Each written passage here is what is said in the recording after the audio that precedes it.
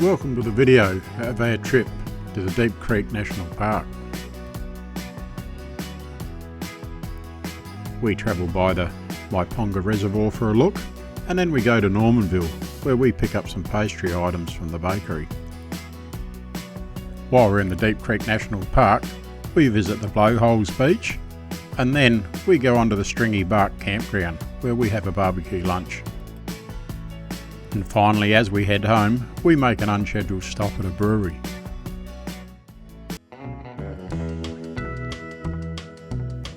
I'm Mick, and this is Sally.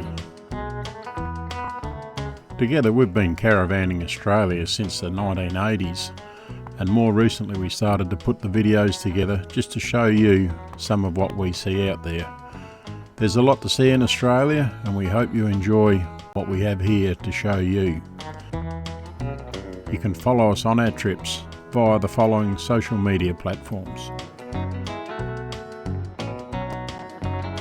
If you like the following video, please subscribe to our YouTube channel.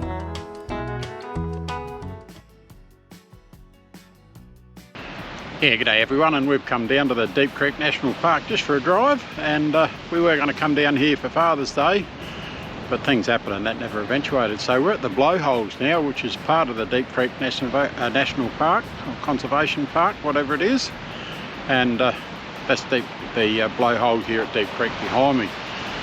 And as I go around here, you'll see Kangaroo Island in the background. Beautiful day today. The clouds starting to build up now, so we'll run a bit of footage of what we found on the way down and where we went, and that'll take us up to here. So hope you enjoy. It was perfect weather today to be out and about, and with that we headed down the 131 kilometres to South Australia's Fleurieu Peninsula.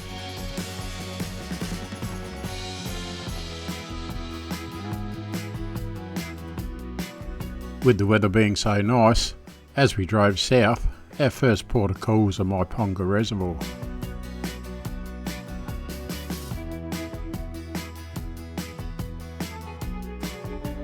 Always nice when we come up here, when we see a little bit of water being released.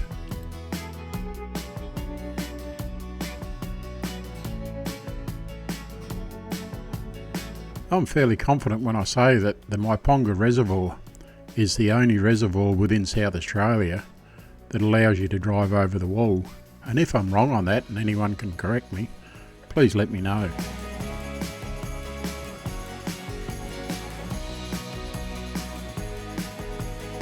From the Myponga Reservoir, our next port of call was the Carrickalinga lookout, where we had great ocean views.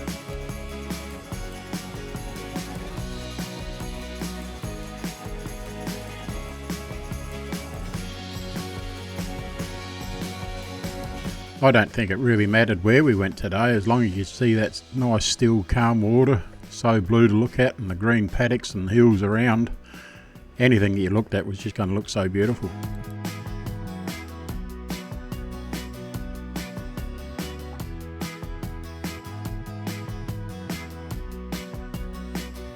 Once we got down into Carrickalinga, we took a drive along this coastal road, and it certainly was a very pretty drive.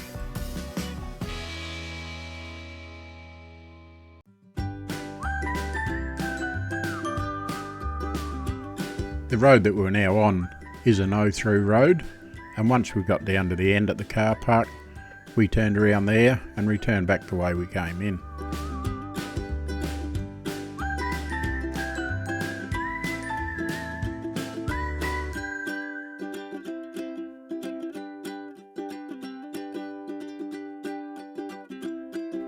We pulled into this car park here, and that allowed us the time to take a quick walk down to the beach and have a look at the area down there.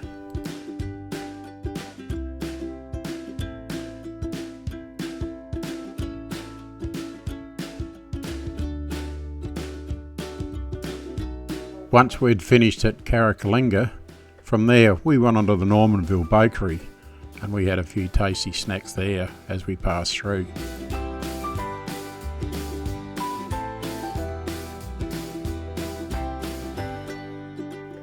There's not too many towns down on the Fleurieu Peninsula that you can visit where there's not a bakery, and this one certainly had some very nice food in it.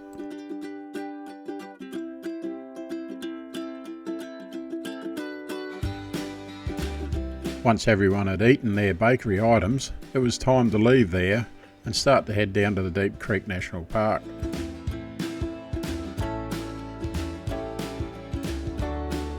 There is dirt road as we head towards the National Park, which is naturally expected, but once you reach the gate here, which takes you down to the driveway that goes down to the Blowhole beach, it is a four-wheel drive vehicle only, and you must be in four-wheel drive low range to descend down to the beach.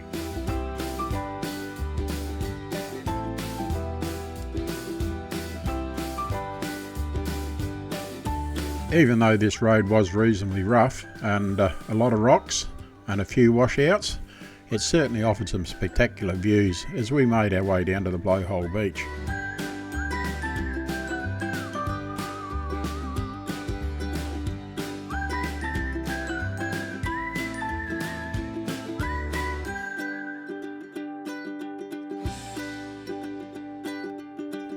As we slowly make our way down to the Blowhole beach, the arrow here is indicating where the car park is that we're heading for.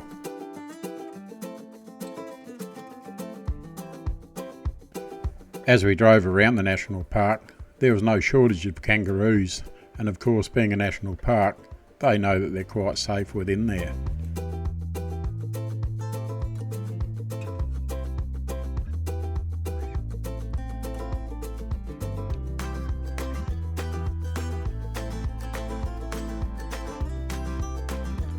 We're now starting to do the main part of the descent down to the car park for the blowholes, and I was going to include the entire run down there, but I think it would have been too long because it took us a considerable length of time to get down there. But if you watch it, and unfortunately the camera doesn't show it as bad as what it was, but you'll see the scene there in front of the car rocking and rolling, and that typifies how much the car is actually rocking from side to side. I think it quite clearly illustrates that you do need a high clearance four-wheel drive vehicle to come down here.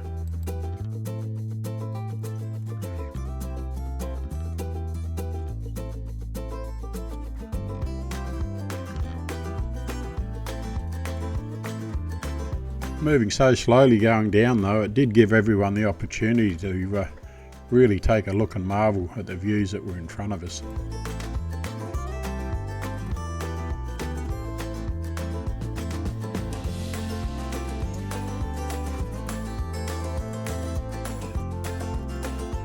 The road isn't very much more than a one-way track. It is wide enough in places to allow other vehicles to go past you, heading in the opposite direction, but should you meet one, you'd have to be very selective as to where you did allow that vehicle to go past.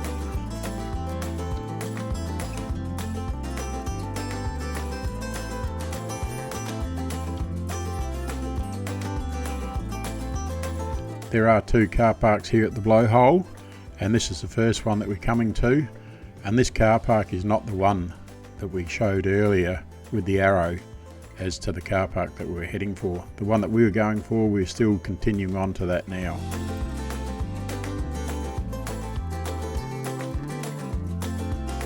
It certainly is a slow run down to the bottom.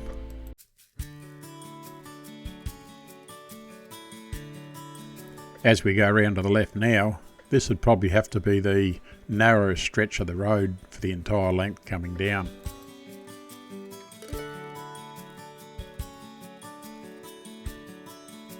Certainly better to meet a motorbike on this stretch of road rather than a motor car. Very difficult for two to get past on this particular piece.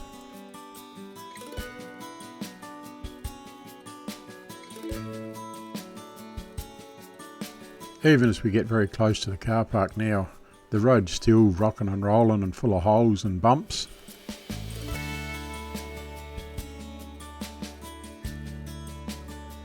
Well, after that very scenic drive down, we're now at the car park at the Blowhole, and it's time to go for a walk down to the beach.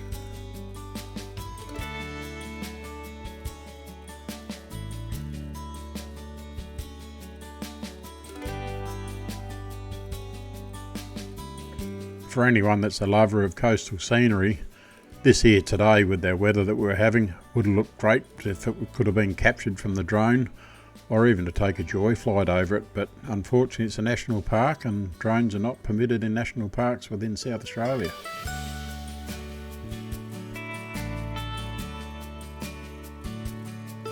If you look at the top of the screen there as we're looking now, the landmass that you're viewing is actually Kangaroo Island, and we're looking across the Backstairs Passage.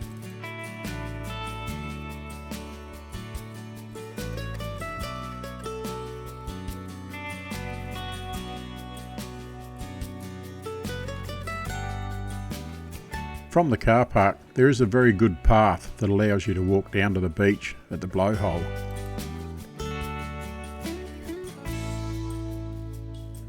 As you finally get down to the beach at the Blowhole, there's a sign here alerting the users of the beach of all the dangers that are present in the water.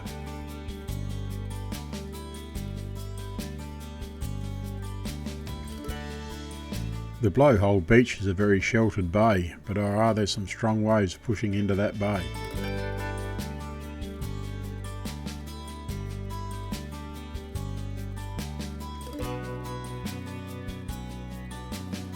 As we're walking from one side of the beach to the other, we came across this very small stream of water. We had no idea where it came from, but it was fresh water, and that incurred a bit of rock hopping to allow you to get across it without getting wet feet.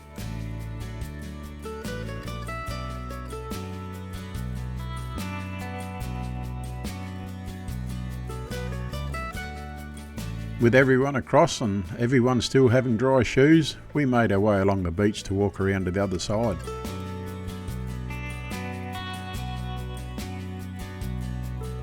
There were two keen fishermen here and they were trying to catch salmon fish, and after talking to them they seemed to, well, they appeared as though they'd come down here quite regularly because they knew where the holes were and they knew what the fish were doing, and they were just waiting for the right situation, and then they thought they were going to be able to land fish, and a great number within a very short time.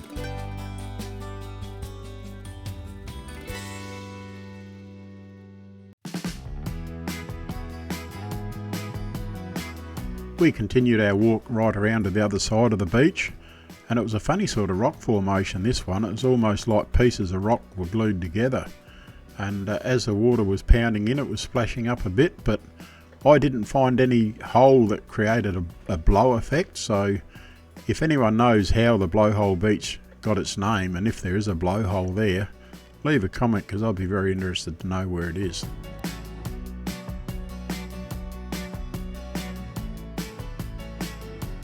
It was certainly interesting to watch the water push through like it is now, but as mentioned, no hole though.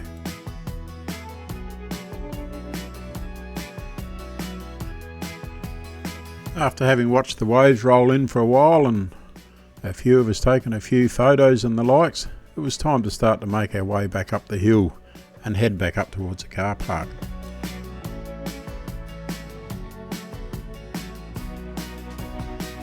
The drive going back up was certainly no quicker than what it was coming down, and we met more traffic going back up than what we did coming down, and you just have to be ever so slow and very cooperative with the other driver just to make sure that you pass without touching each other's vehicle. There is a dedicated walking trail to come down if you don't drive down, so why we saw so many people walking down on the motor vehicle track, we just could not work that one out.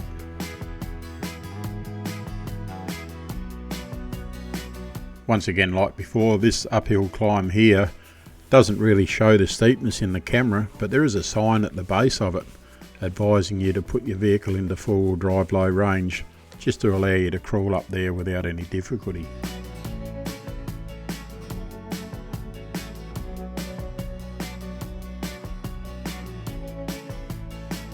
Another vehicle making his way down as we were continuing to go up, and once again we passed each other without issue.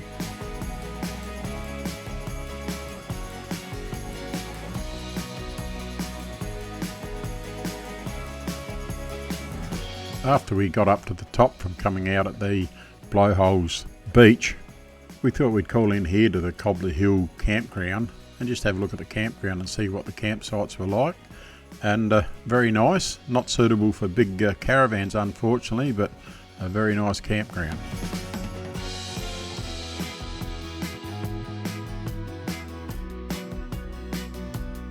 more kangaroos within the national park, and a very big number of them were carrying joeys within their pouch.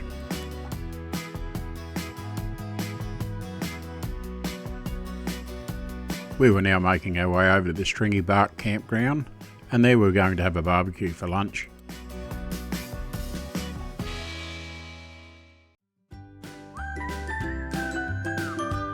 The picnic area of the campground was a very nice place, and it had lawn tables here that we're using. But as far as the campground goes, the campground or the campsites within the campground are quite large, but it is heavily treed, so very shady in the summer, not so warm in the winter.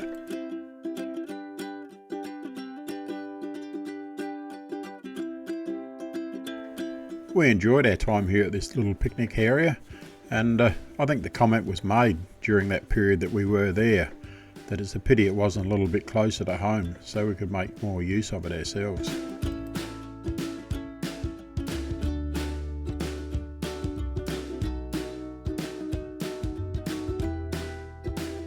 After we'd all finished eating our lunch, it was off to have a look at a waterfall that Sally and we didn't even know this one existed.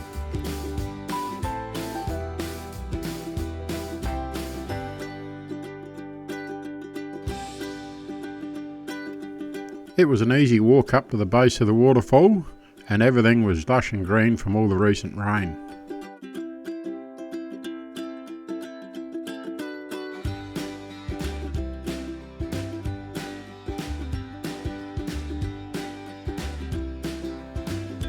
As I viewed the water coming down the creek, I quite naturally assumed that there wouldn't be a lot of water coming over the waterfall, but that wasn't to be once we got up there and had a look at it.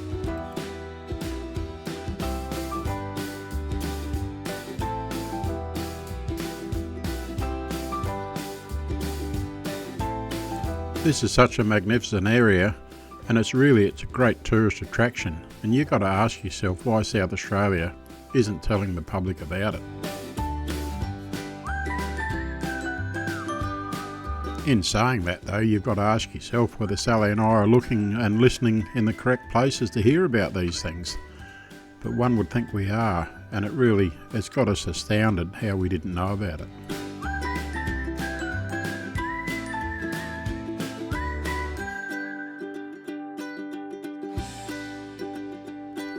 Certainly a very beautiful location with a spectacular waterfall, and it's a great spot for a family outing.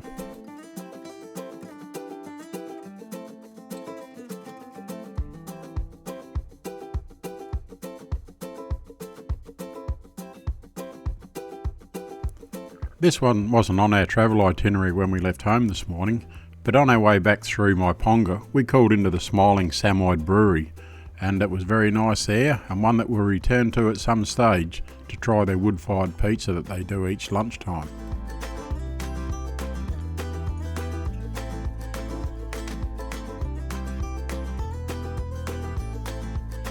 This brings us to the end of this video, so until the next video goes up, you take care and look after yourself.